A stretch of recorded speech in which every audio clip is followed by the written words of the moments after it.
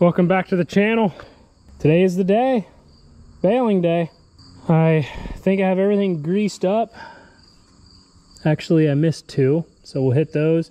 I'm gonna add a spring on this side because there's one over there. I feel like there should be one here too.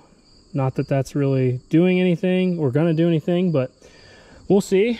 We're using the Coyote tractor today to bale because unfortunately the John Deere 530 didn't fare out so well. Yeah, you'll see that in another video. All I gotta say is groundhog holes and tractors don't mix. I think we're pretty much ready to roll. We'll see what happens. Might try and make a few adjustments here. We'll add that spring and get baling.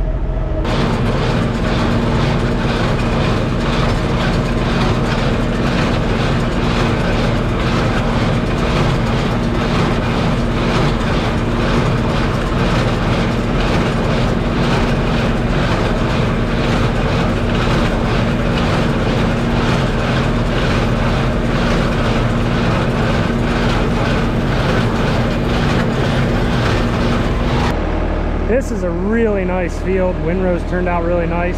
We double windrowed this. This gave a lot more than I thought it would. This is the most. The other fields are a lot less. Let's see what our first knot did. Yep, she hung up.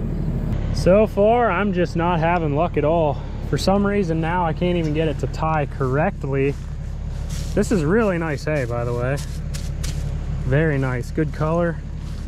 Running about 10-11% moisture right now, so perfect that way. We are losing sunlight. Took me about a half hour to go down this one row. I have to get off and pop the knot off, and this is kind of what it's doing. Not a good knot at all. It's like tying it around the bill hook, not tying it. It's like tying it around the hook itself. It's weird. I don't know what's going on. I don't know if I have to change the gear. Maybe that gear's got wear in it. I'm not sure. I'm gonna keep tweaking stuff, keep messing with stuff. I don't know. Let's just see what's going on here.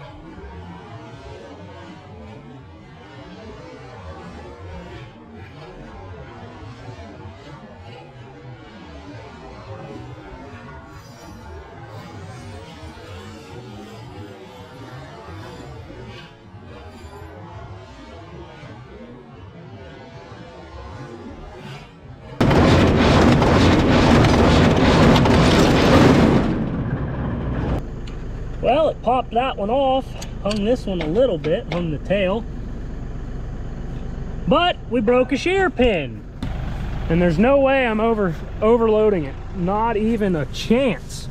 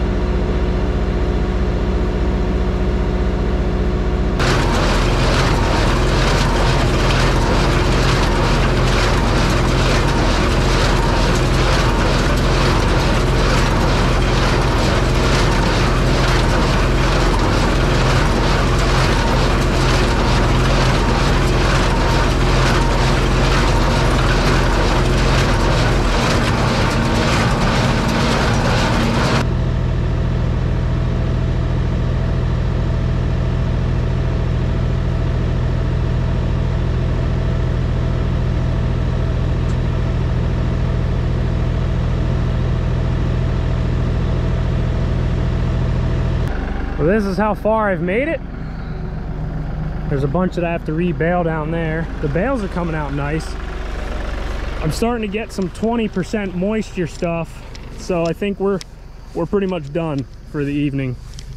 You can kind of just see it's green, and some of this should have been probably was shaded longer than the other stuff, but the bales are coming out nice. We got the majority of the field picked up. I still don't really know. It's so intermittent with this thing. Sometimes it works. Now I'm kind of having trouble with this other side. So, not sure really what the deal is. This field, again, was probably the heaviest and thickest. The one on the back side that we cut only has, I raked that into one windrow. So that field shouldn't be too bad. And then we have another field over there, but I was really hoping to be able to, I guess, bale these first 3 fields that we cut and then bale the next 3 tomorrow, but it's not gonna happen that way, unfortunately. I'll have to come in tomorrow, and because these are gonna have dew over the top and it's gonna draw moisture from the ground obviously too, so I'll have to come over here and roll these over with the rake. And same thing for the rest of the fields. I'll have to rake all them windrows, flip them over, and then the 3 other fields, we're gonna have to rake those, and we're gonna need to get those picked up and baled too. So not a real good situation we're in, but hey, we're gonna make the best out of it, and we're gonna get what we can, and whatever happens, happens. Whatever works, works, and it is what it is. We just got to deal with it. So I'm ready to start rolling on day 2. The hay should be ready to roll. Oh yeah, no doubt in my mind. Definitely. We're ready to go. Love that. We got, looks like 4 windrows in this field, 1 up there, maybe 4 in the other field. So nothing too crazy as far as how many windrows we have to deal with, because we did cut it on the high side. I could have cut it a little lower, but it just made me nervous. I wanted to make sure we had good dryable conditions. I did manage to find something with the baler that I'm hoping takes care of kind of the knot issues we've been having. The right side tucker finger was actually seemed to be adjusted a little far. So what it was doing is it was crisscrossing the twines, I guess is the best way to explain it. The needle twine it was actually putting on the other side. So when it would tie the knot, it would twist it up and tie it weird, and it would tie it around the bill hook and cinch tight. Whereas this one, the tucker finger would put the needle twine on this side of the string. So I think that's where our issue is. There's nothing saying that the bill hook still won't hold the knot, but I think we have a better chance this way, because if it puts it on there right, it's going to tie it right, and then we have a better chance of it kicking it off. So I don't know how I didn't notice that before. I guess a lot of times you just overlook stuff like that, but hopefully it works like that and we can just roll and get baling. So I guess if I do have to pop off every single knot like it was before, not a huge deal, not the end of the world, because there's not that many windrows. So I think we can do that. Worst case scenario, I do have a friend that'll actually bring me his baler and let me use his. So that's an option as well, but we're gonna get rolling, jump right into it, and we'll see what happens.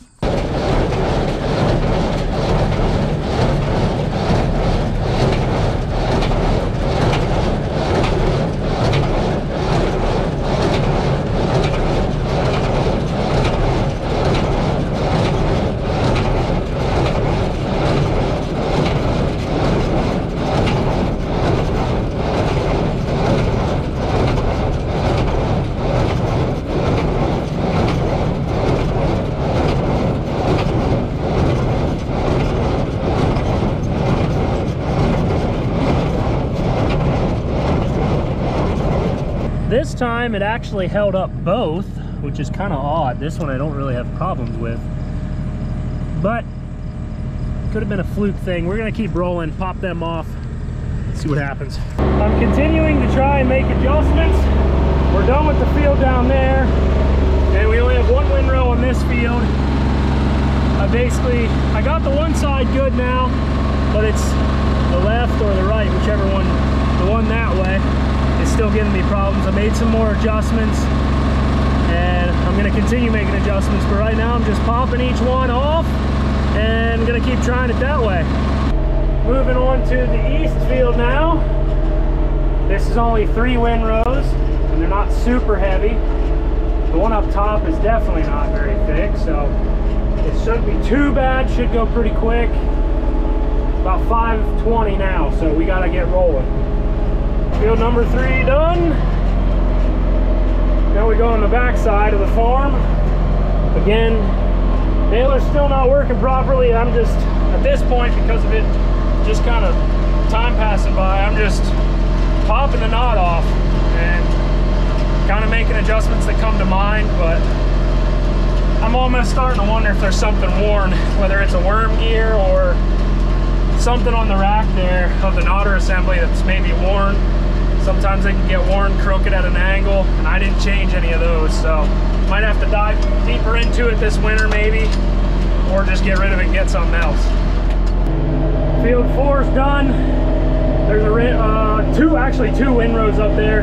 They were up on the shaded part towards the trees. That stays shaded all day, so I did rake them down. However, they didn't really dry out. I baled a little bit in there and it's reading about 23% moisture, so we'll let that. I could rake that tomorrow and bale that, but I might just end up bush hogging it and not worrying about it, because to do all that and bring the baler and everything back up here, it's not really worth it to me. So probably let that go, and now we'll go on to field number 5, which is literally 1 windrow, so that should go pretty quick. Why don't you guys sit back here and watch and tell me what you see.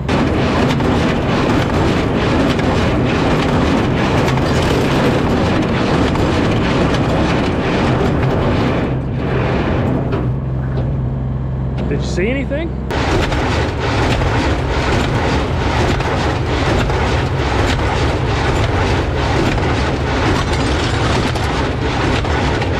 This is what it's doing. It's actually like tying around it. So what I gotta do is come in here, push this off like that, expose the tail, and lift the bill hook, and it pops right out. I don't understand. I adjusted the tucker finger numerous times now. I thought maybe that was the issue. I don't know. Let me know what you guys think. Heading to the last and final field. Hopefully this goes quick. 6:15, and then we can run around, pick them all up quick before the dew falls and they get moisture from the ground.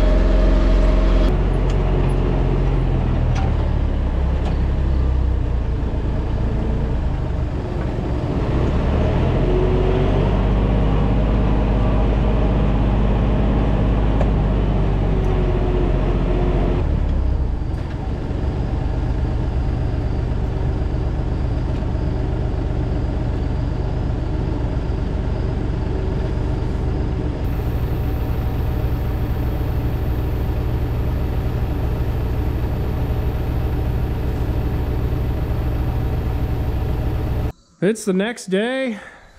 All the hay is in the barn. What a job that was. We got it all in before, I wouldn't say before dark, but right at dark, more or less. It smells really good. The stuff is really nice. We ended up leaving a lot of the bales just so they could breathe, because the dew did start to fall a little bit. They were starting to absorb some moisture. So some of the ones back in there were testing a little bit higher than I would have liked. So I'm going to continually just check them, and you know, we'll let everything be in here the way it is for now. Let everything just stacked one high as it is. But it's really nice second cutting hay, good quality, a lot of grass in there. So this will be some really good feed. I'll throw a moisture test on here because they just feel kind of damp more or less, I guess. I don't know. But again, the moisture was, when I was first started baling, a lot of these were testing about 10, 11, 12%. So when we, towards the end of the night, they were getting heavier, and they were testing, I would say, probably about 17, 18%. So creeping up there where I really don't want to see it. So that's why we left everything the way it is. I didn't get a whole ton of footage of trying to bale everything, just for the simple fact that I had to get on and off every time with the baler and the knot tying and all that. So unfortunately, it is what it is. Nature of the beast, I guess, with that baler, the way it's been fighting me. But regardless, I did manage to get all 6 fields baled. And I mean, obviously we started one the day before, but we got all 6 fields baled. We were able to start a little sooner, and the knots were popping off easy. It was just the fact of the matter, you had to get off and do it. But in doing that, I was able to stack 3-4 bales at one location instead of having them all scattered throughout the field. So it definitely worked out that way. You just can't beat the smell of fresh cut hay, or fresh baled hay, I should say. The counter on the baler said 83. We had 5 missed ties, so that puts us at 78 bales. Definitely not too shabby. Again, I could have cut the fields a little lower, but I chose not to. The dew falls really heavy, so it really soaks up the moisture at night when it was left in the field. Same thing, it was sucking moisture from the ground. So 78 bales will do, and it's really nice. The baler did well as far as shape-wise goes and tightness. These bales are really uniform and nice compared to what we had kind of over there and with stuff last year. So I tested some moisture.